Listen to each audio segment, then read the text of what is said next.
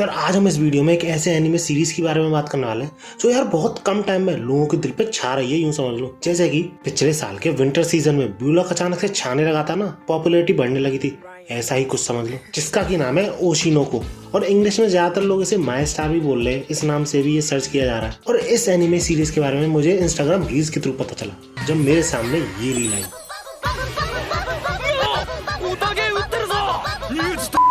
So, if you are interested, keep watching.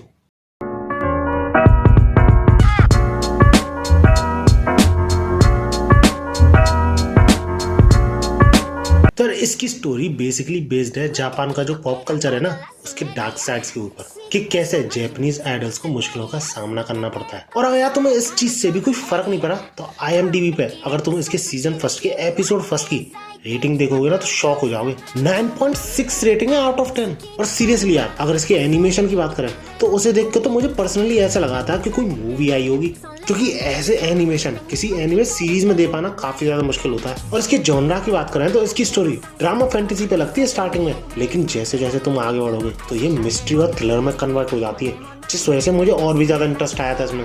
अब वैसे तो इसके ऑलरेडी 2 एपिसोड रिलीज हो चुके हैं, जिसमें से पहला एपिसोड पूरे 1 घंटे का है, जिसके थ्रू ऑडियंस को पूरे प्लॉट, पूरी स्टोरी लाइन के बारे में समझाया जाता है। सीरियसली एक मूवी से कम नहीं लग रहा था ये एपिसोड। और इसी पहले एपिसोड को मैं इस वीडियो में एक्सप्लेन भी करने वाला हूँ, जिससे कि तुम्हारा इंटरेस्ट बन जाए इस एनिमे में। I hope you like it.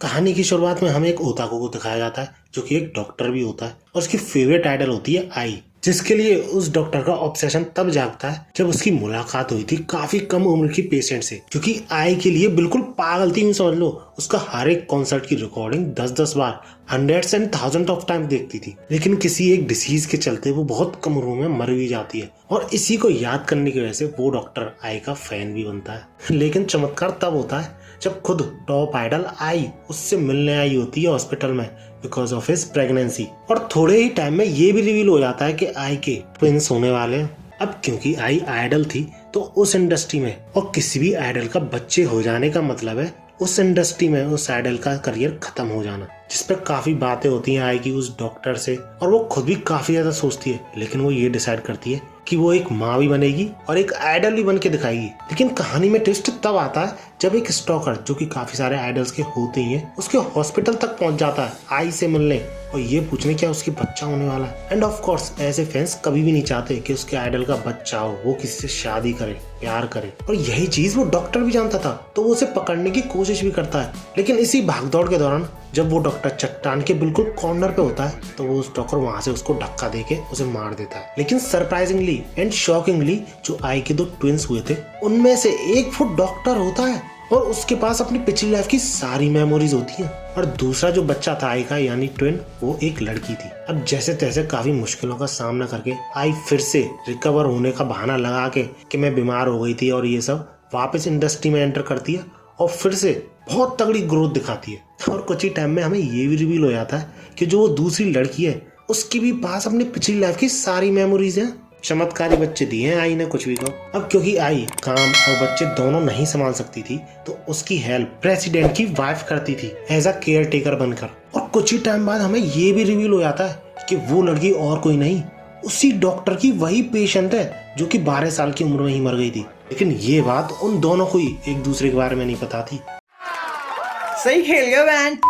और इसी बीच वो जब आई के एक कॉन्सर्ट में आते हैं उसी प्रेसिडेंट की बीवी के बच्चे बनकर, तब जाके ये सीन होता है जिसमें कि वो आई को चीयर कर रहे होते हैं। अब आई भले ही टैलेंटेड क्यों ना हो, लेकिन एंटरटेनमेंट इंडस्ट्री में टिकने में काफी ज्यादा मेहनत लगती है किस्मत के साथ, जिस वजह से आई को वैसे काफी सारी प्रॉब्लम्स तो आती हैं, लेकिन समहाउ एट द एंड उसे एक मौका मिलता है बड़े स्टेज पे परफॉर्म करने का। लेकिन उस परफॉर्मेंस के सिर्फ 1 दिन पहले आई का मर्डर कर दिया जाता है उसी स्टॉकर के थ्रू जिसने कि उस डॉक्टर को मारा था। और इसी के बाद वो स्टॉकर खुद भी सुसाइड कर लेता है। लेकिन यार एक्वा, जो कि आई का चाइल्ड बॉय था, वो काफी सोचता है इस बारे में कि उस स्टॉकर को हर बार पिन पॉइंट लोकेशन कैसे पता चल जाती थी आई की। पहले हॉस्पिटल में ही पता चल गई थी, अब इस अपार्टमेंट में भी पता चल गई जहाँ पर की आई कुछ ही टाइम पहले मूव हुई है। यानी कोई ना कोई आई का करीबी उसे इन्फॉर्मेशन दे रहा था आई के बारे में। एंड एट द एंड वो इसी कंक्लूजन पे पहुंचता है कि उसके डैड यानी आई के पति के अलावा और कोई हो ही नहीं सकता। जो उसे जानकारी दे सके। और भाई साहब बंदा सिर्फ 4-5 साल की उम्र में ये ठान लेता है कि वो अपने बाप को मार के ही छोड़ेगा। सही में गूज़बम्स आ गए थे इस सीन को एनीमे में देखने में। और इसी पॉइंट पे ये एनीमे 90 डिग्री घूम जाता है, फैंटेसी ड्रामा से मिस्ट्री थ्रिलर में कन्वर्ट हो जाता है। आई होप तुम्हारा थोड़ा बहुत तो इंटरेस्ट जगा ही होगा इसमें। अगर हाँ तो जरूर ट्राई करना है इस एनीमे को। और अगर तुमने देख लिया तो नीचे रेट करके बताना कि कितना पसंद आया तुम्हें आउट ऑफ 10। दैट्स इट, आज की वीडियो में इतना ही। अगर वीडियो अच्छी लगी तो लाइक जरूर करना और कमेंट्स में यही बताना कि ऐसे ही एनीमे रिकमेंडेशन वाली वीडियोस और चाहिए कि नहीं। और अगर चाहिए तो चैनल को सब्सक्राइब कर लेना। एंड बाबू